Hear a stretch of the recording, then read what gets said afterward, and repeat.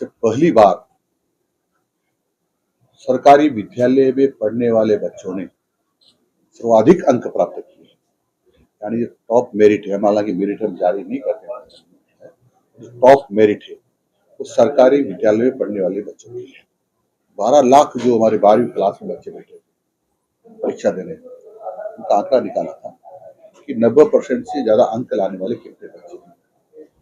तो 11,500 के आसपास ऐसे बच्चे हैं जिन्होंने 90% से ज्यादा अंक प्राप्त किए हैं। एक दोनों हाथों से दिव्यांग बच्चा है, उसको 10वीं क्लास में 600 में से 600 नंबर आए। तो बहुत बड़ी उपलब्धि है। 600 में से 600 अच्छे बच्चे हैं जिन्होंने अच्छे अंक प्राप्त किए। उनका प्रचार प्रसार शिक्षा विभाग जिला स्तर पर, ब्लॉक स्तर पर वो करे, चाहे होर्डिंग्स के माध्यम से, फ्लेक्स के माध्यम से, सोशल मीडिया के माध्यम से, दीवारों पर लिखकर अनेक प्रकार से वो प्रचार करे, ताकि सरकारी स्कूलों में जो काम हो रहा है उसकी जानकारी सबको मिले, सरकारी स्कूलों की तरफ बच्चे आकर्षित हों। जो बच्चे प्रवेश लेने के लिए स्कूल में आते हैं तो कई बार माँ बाप नासमझी में हो या कैसे हो, क्या नाम ऐसा रखते हैं, कई बार बड़े होने के बाद बच्चों को ऐसा लगता है कि मेरा नाम सेट कर दिया है, किसी का कचरूमल लिख देते हैं, किसी का शेरू लिख देते हैं। तो ऐसे नाम, तो हम ऐसे 2-3 हजार नाम की सूची उपलब्ध करवाएंगे स्कूलों को, ताकि उसमें अच्छे नाम छाप करके को भी समझा सके। असम्मानजनक जातियां हैं जिसको सरकार ने कई बार संशोधित करने के लिए कहा है, लेकिन संशोधित नहीं। ये हमारे रिपोर्ट में भंगी नहीं लिखा जाता है, जवाब नहीं लिखा जाता है, लिखना भी नहीं चाहिए। इनके सबके उपनाम इनको वाल्मीकि लिखा जा सकता है, लिखा जा सकता है, और भी लिखा जा सकता है। ऐसे जातीय के मामले में उनके परिवारों से ये पूछेंगे आपकी जो और भी जाति जिस नाम से संबोधित करते हैं, सम्मानजनक नाम है, वो लिखवाएं। तो हमने कोशिश की है कि सम्मानजनक बच्चों के नाम और उनके उपनाम सम्मानजनक लिखे जाएं, ऐसे भी हमने और निर्देश जारी किए। भारत सरकार का सर्वेक्षण आया है, 14वें टोटल एवरेज 14वें स्थान पर था, राजस्थान अब 4थे स्थान पर आ गया हिंदुस्तान में। एक बहुत बड़ी उपलब्धि ऐसा है कि लोग मानते कि ये शिक्षा विभाग की ये हुआ है। हमने वो थोड़ा सा इसको ठीक करने के लिए कोशिश की है कि कोई भी, मैंने कहा ना, सब शिक्षक सम्मान को कुछ इक्का दुक्का होते हैं, कोई भी यदि शराब पीकर टीचर स्कूल में, हमारा अध्यापक स्कूल में जाता है, अध्यापकों को अध्यापिका हो या अन्य कर्मचारी हो, मंत्रालय कर्मचारी हो, जो भी हो, तो उसकी सूची बनाना चालू करेंगे। हम कोई कार्य करेंगे नहीं, ऑफिस और विद्यालय दोनों में।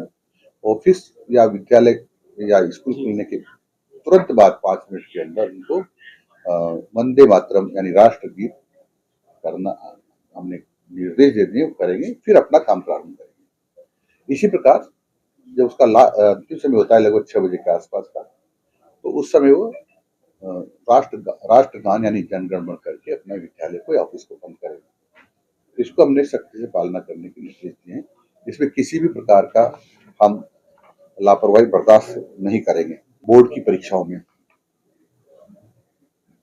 जिन बच्चों बोर्ड की परीक्षाओं को हमने 2 बार देने का तय किया है। कोई बालक समझता है या हमारा छात्र समझता है कि मेरे कम नंबर आए हैं, तो दोबारा वो परीक्षा दे सकता है 1.5 महीने के अंदर। पहली परीक्षा में यदि 3 विषय पास कर लेता है और में कम नंबर आते हैं या फेल हो गया है, तभी वो दे पाएगा दोबारा। निर्देश ये भी दिया कि जो घुमंतु लोग हैं उनके पास कई बार आईडी नहीं होता है, केवल आईडी के बाद उनका एडमिशन न लें ऐसा नहीं, आईडी की बाद में देख लेंगे, पर जो ही वो बच्चा मिलता है उसका सबसे पहले प्रवेश देने की बात करेंगे, उसके परिचय पत्र प्रमाण बाद में ले लेंगे हम लोग, पर उसको वंचित नहीं रखेंगे, वो स्कूल में जाना ही चाहिए। ये भी हमने निर्देश दिए हैं। एलुमनाई वो हर वर्ष हम करेंगे, क्योंकि कई का उससे जुड़ाव रहता है विद्यालय से, तो उसके बाद नए बच्चों को प्रेरणा मिलेगी कि हमारे इस विद्यालय में पढ़ने वाले छात्र कहाँ तक पहुंचे। कोई इंजीनियर है, कोई डॉक्टर है, कोई प्रोफेसर है, कोई राजनेता है, कोई विधिवेता है। जब आएंगे तो फिर यदि उसमें कुछ न्यूनता कमी होगी तो वो स्वयं भी चल करके उस विद्यालय में सुधार की बात करेंगे।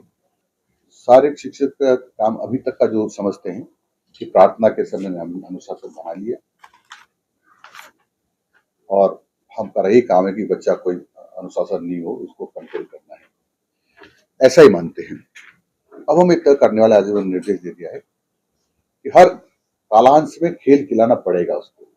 97% विद्यालय जिसमें ऐसा नहीं होता है। देखो दोनों बातें ध्यान है, सारे प्राइवेट विद्यालयों को एक डंडे से नहीं हाँक सकते। बहुत सारे विद्यालय न तो किताब देते हैं अपनी, न अपनी ड्रेस बेचते हैं, वो कर सब मार्केट से लेके आओ। 97% विद्यालय और जिनकी फीस 25,000 रुपए से कम है सालाना।